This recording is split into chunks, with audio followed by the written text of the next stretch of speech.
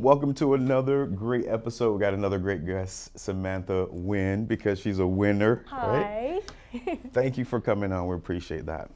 Thank you for having me. You're welcome. So tell us a little bit about yourself and what got you into this business. Well, let's see. I am a mom with 3 kids. I have 2 boys and 1 little girl. What got me into this business? Actually, I believe that I just like real estate and I was just tired of corporate. And once I got my real estate license and I just did my first deal and I just knew it was my calling. Okay. The more I kept working at it, I realized that real estate is for me. There's certain things that you do in life and know your career, but when it comes to real estate, I think that was my calling, my purpose. Just because growing up and my background and whatnot, you know, Makes that's sense. the reason why I think that anybody can purchase and buy a home, but having that home, that house, something I maybe lacked growing up. And I have no shame because that's who I am. But to know that I could fulfill other people's dreams, it doesn't matter if it's investment or first time buying a home, but it's just knowing that I was part of something for someone, building a home foundation, I guess. I think that mends me, myself, psychologically. I don't know. I like that. I appreciate that. So I think that the most important thing is whatever you do in life and your job, you have to have purpose. And I already know what my purpose is. It's not everybody's out to go to work, make a living. And I know that that's what we're all here for, right? But along the way, what you do, you have to have purpose in what you're doing. And having integrity in what you do, that will always make you strive and be successful. I appreciate that. How long have you been in the industry? I believe that I've been in real estate roughly around 16 years now. Okay. Yeah. So it's been a little bit of time. Yeah. So you mentioned you didn't have that stability growing up, and off camera you mentioned you came from Laos, correct? Yes, I actually came to America when I was about 4 years old. Okay. I was born and raised in Laos, and we refugeed over to Thailand.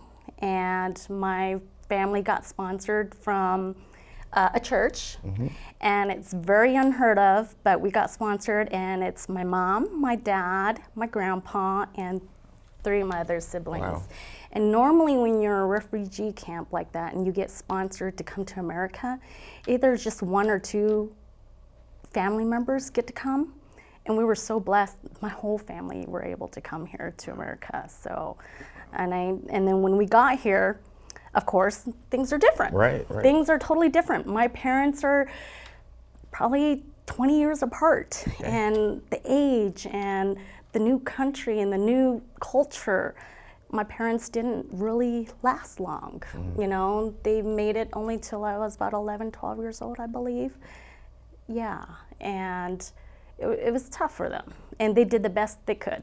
Right. And as a young child in America, that's a parent's responsibility, but as a parent, they do whatever they can, and they're thinking like it's our country. Oh, wow, you're grown, you can walk, talk, and you're good by yourself, you know? But it's not, you know? And we've learned to work for everything. And when you learn to work for everything that you have, you value. And when you value everything that you have, you tend to realize that you're blessed for the things that you have. I appreciate that. And my wife sent me a text earlier because I'm struggling with our little one. She wants everything, and she's complaining like, you know, we feel like we spoil her. But I'm like, but with the older kids, we were complaining that we couldn't spoil them. So, you know, but she's wondering, how do we balance that? And I love what you just said. It's help, you know, working at that. Yeah, and achieving that for yourself. Yeah, and if you can provide for your child and do whatever you can for your child, that's fine. It's not spoiling. It's just giving the child what the child feels and your child needs at the time, right? But you just have to have structure and discipline. I appreciate that. Thank you. Thank you. That's all it is. Yes. So do you recall much when you first got here? Do you remember much of that? I do. Okay. What was that for you? What was that like for you? It was different. It was different. I see all these American kids. They're beautiful, blonde, blue eyes, gorgeous, and you know, for me, it's just totally different. And I didn't speak the language at all. When you think about being, dropped somewhere and you don't know anything, I think that was me, and I think it was kindergarten. And the first time I went it was kindergarten. I remember specifically because my parents never did preschool. I don't know why. And I went straight to kindergarten without English. Right. And I actually peed in my pants. I cried. Man. It's because I was afraid, Was it what the people were treating you, or just what your perceptions were? No, it was just because I felt insecure because I didn't know the language. Okay. I think that's what it is. I think anything, what we do, if you're confident and you're secure in what you do, you can succeed at it. But when you feel insecure, that's when you feel like you want to draw back. And that's me too sometimes. If I don't know anything, I'm not going to claim that I know it. You're going to hear it from me that I don't know it. And I humbly ask you to respect that. I will figure it out and try to find a solution or whatever it is that I can. Yeah. I appreciate that. Yeah. So I'm just trying to think, that little girl who that first day you went through that experience, but here I'm speaking to you, and I wouldn't have known that you weren't here from the beginning. So how did you overcome that? What was that? There was a lot of challenges and everything, because my culture too, as an older girl in the family, I was a leader. So I think that in my family, the son is the king, so my brother was the king, I believe. And you know what? His name is Son. Okay. So Son is the king, yes. And I was the oldest girl, so I did everything. I was the leader of the family. While my parents had to work from, I believe, 9 in the morning till 10 at night, like in a manufacturing place. And I had to be at home taking care of everybody, and here I was only 5. You would think. Right. But from that point on, I just know that my parents had brought me to a Buddhist temple. Mm-hmm. I was pretty much raised in a Buddhist temple. I speak fluent Vietnamese, and I'm blessed for that, because a lot of people grew up here and doesn't speak the language. But then you can't say that my parents don't speak English that well. So in hindsight, that's probably where, of course, I keep my language. Makes sense. Yeah. Makes sense. Yeah. And in the past, I've always known that I am blessed to speak 2 languages. If I can help anyone in the real estate business, even speaking the 2 languages, I try to do that for them. But then I don't play the card that I don't know English. Right. If anybody's going to ask me to go help interpret, and they're going to tell me that I don't speak English, and you did something bad, and you're just saying you don't speak English card, that does not fly with me. Work. Yeah, I really have integrity in what I do. Sometimes in life, it's not about money. It's not about getting ahead. It's it's the natural thing. Right, just doing the right thing. Yeah. So I'm just thinking about this little girl, Yeah. helping out and doing whatever you need to. Where was your light at? What inspired you? Who inspired you? Where did that come from? What inspired me and who inspired me? I really I wouldn't know until probably roughly about maybe 14 is who. And I said Michael Jordan. Okay. I mean. So, tell me about that. I love him so much, And my license plate has number 23. Okay. Okay. It's the drive. It's the drive of not wanting to fail. It's the persistent. It's about hard working. It's about dedication. It's something that you can achieve for yourself. Nobody could achieve it for you. It's not about winning. It's about having that grit, that grit in you of what you want to do to make yourself grow. And I'm not saying grow financially, it's just grow for yourself. At the end of the day, when you leave here off on earth, what have you done to accomplish, that you felt good about, and that's the way I think, yeah. So if I were to ask your clients, mm-hmm. what are something they say that they love most about you, or what you do for them? I think that I do go out of my way. Okay. Just because we're done working a transaction or a deal, it's lifelong friends, lifelong people. I have no intentions behind my intentions. Okay. Anytime if anybody calls me for anything, if it's real estate, great. If it's not a problem either. I'm here, Okay. If it's a real estate questions and that's all it is, then I'm here, I don't think that, my clients have anything negative I can see. But yeah, no, I think that I'm very blessed. I think everybody that crossed my path was all for a reason. Whoever worked with me in the past was all for a reason. And I'm grateful for that. I'm really grateful for the people that did give me those opportunities. Sometimes I come in and, I click with one partner and the other partner I don't click. But it's just allowing them to know that I'm here professionally and whatever that I can do to assist both of you at the end of the day in your goal. And that's what we're here for as realtors. And unfortunately, a lot of these iBuyers and whatnot, it's great. You can go online and purchase and buy and do whatever you want. But as a realtor, what do you bring to the plate? It's service. Okay. People are losing service, good quality service. And I think that's where I stand as an agent. Anybody can go anywhere, but where I stand, I work, I do for my clients with integrity and honesty and with good service. I think that comes first. My clients come first, not me, Yeah. So I move around the country a lot. I got lots of people that I love everywhere. Yeah. How do you keep up with, what do you do to stay in front of your folks and What let them know you love them still? What do I do? I do a lot of things. I do a lot of things. I network, and it's not only about networking. Sometimes make that time for your friends, make time for the clients that became your friends, and make time for the friends that you do have in your life. It's not about work for me all the time. It just comes to me naturally. If it's out there, everybody knows that I do real estate. If they love and they respect what I do, then they honestly will give me a call, I believe in I'm not saying you don't chase or work for your business. You do. You have to have hard work. Just like nowadays, it's so hard to go find inventory, hard to find houses. But you know what?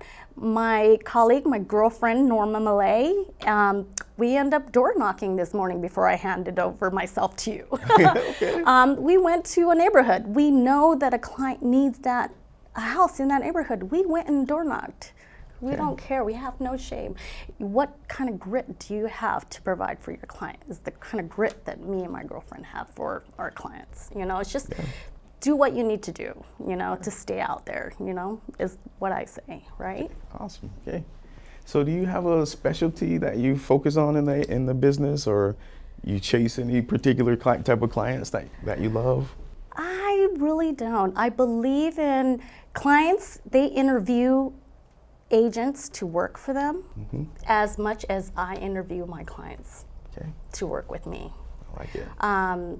As much as I would love to have amazing deals, right? If all these deals came through my door and then flourish me with everything that needs to be flourished, but asking me to not cross some T's, not dot some I's, and do something that's going to jeopardize my career ethically, then I have to know that see your way out. Unfortunately, I'm willing to say it too, not to hurt them, but I respect that they came to me and asked me for help and whatnot. But those are the things I will not tolerate and will not do. Okay. Yeah. Okay. So do you consider yourself adventurous? Adventurous, I think so. Okay. I love to go on drives and hikes by myself. Like today, I woke up at 3 o'clock in the morning. I really want to just get in my car and drive, but then I knew that I had to go to the gym, so I'm like, I can't do that because I'm going to miss the gym. But yes, I think I am. If I can be spontaneous and do anything, I probably would, Okay. What's on your bucket list, the craziest thing you think you're going to do before you check out? I really want to travel. Okay. I really want to travel.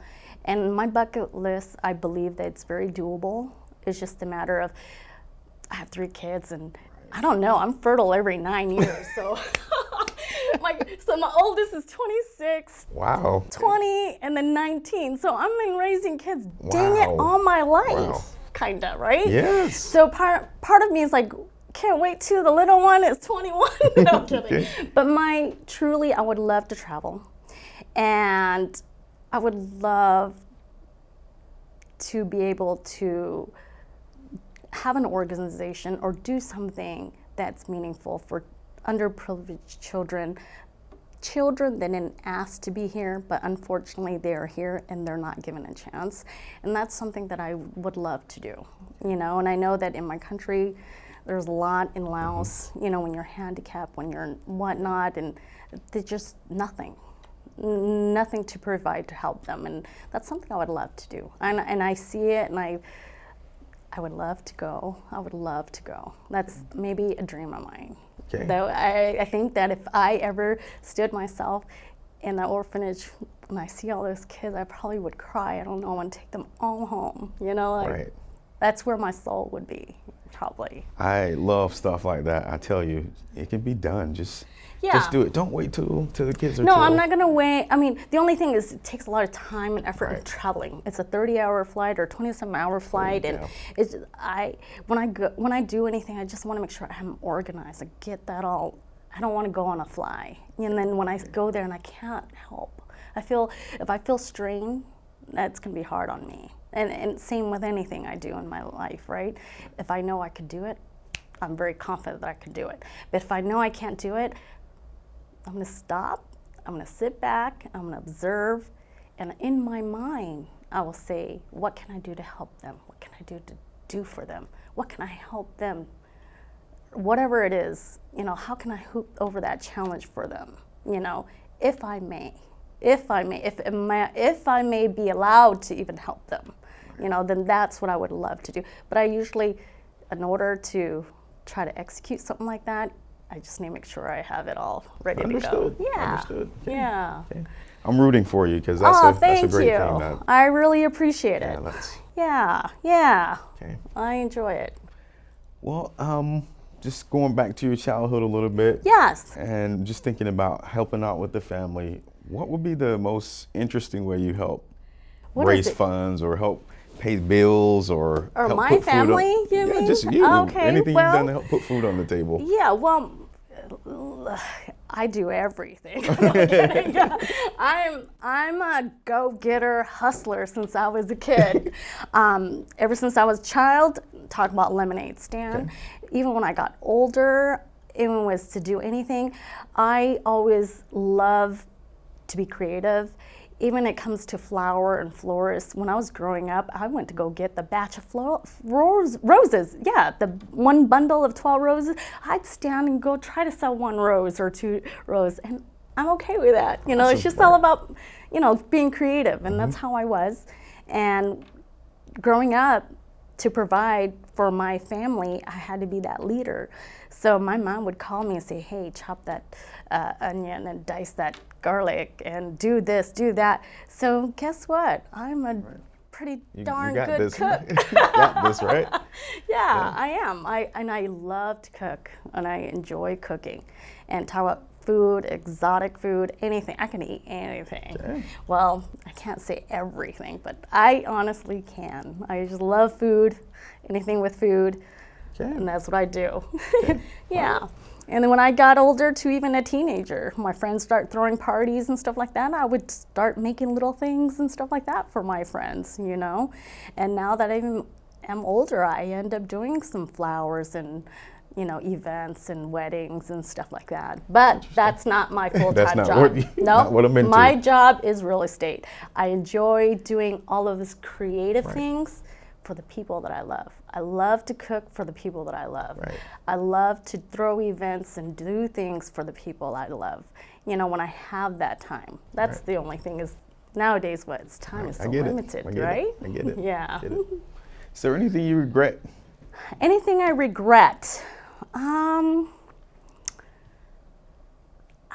honestly can't remember, or I'm naive and I don't want to think about it, because I believe that we are all blessed with different challenges that we have to, you know, learn from. And just like I said to you earlier, it doesn't matter in our job, we have different waves. In our personal life, we have different waves. It's a matter of you choosing to follow that wave or not. If you keep fighting that wave and that current, you're not going to go anywhere, you know. So just follow the wave and do what you can do. You can, you know, grow from it, right? I don't know. I like that. Yeah. I was just thinking about that recently. Again, we move a lot, and so some people seem that is unstable. But Moving. I'm like, but we're just riding the wave of life. Like we're riding it instead of fighting against it. Believe me, people say, "Oh, I know why you move a lot because you're in real estate." No, I move every 2 years, or this is probably the longest time that I haven't moved. You know, but I usually move every 2 years because I believe in building your equity and your capital gains.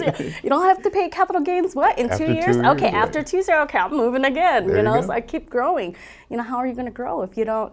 You know, just Shake it up a little yeah. bit. Shake it up. So things with how I regret, I don't regret anything. I believe that, you know, you move forward in your life. You can't fix anything in the past, you know. If anybody in the past wants to move forward with you, you're taking them along. If they don't, then it's okay, respect them and just go, you know. And it's a lot easier said than done because I'm such a mushy, emotional, loving person. I say that. But when it comes to friends and spirit and friendship, I value relationship. When I say the word value relationship, I value.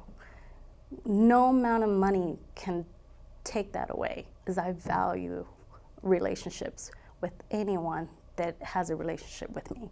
So when that relationship is broken or whatnot, it's gonna be hard to mend or whatever, but I move on, you know? Right. Respect them, move on. You know, so pretty much, totally understand. Totally yeah, get that. yeah.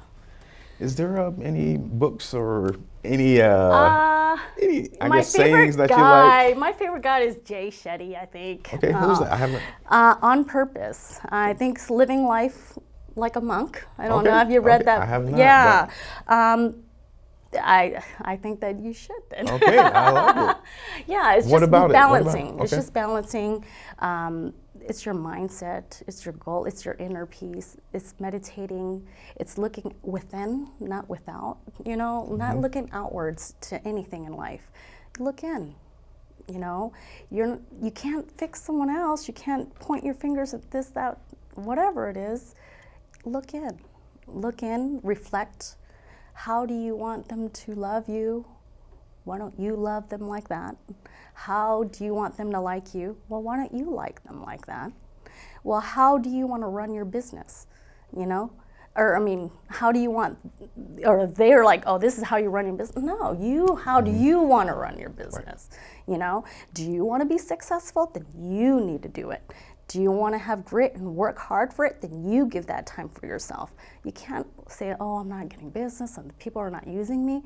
What are you doing? So anytime that I run into any situation or any challenges in my life personally, I reflect and I say, Samantha, why? Why did that happen?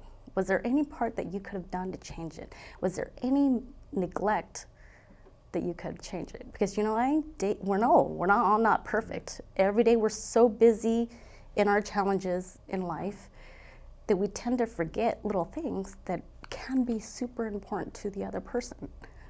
And we don't even acknowledge the other person. So before we pinpoint anything to anyone or a client or a buyer or seller, it's like, why did they leave the house like this? Or why did this happen? Or, you know, we have to, let's dig through it, figure it out. Why? What happened?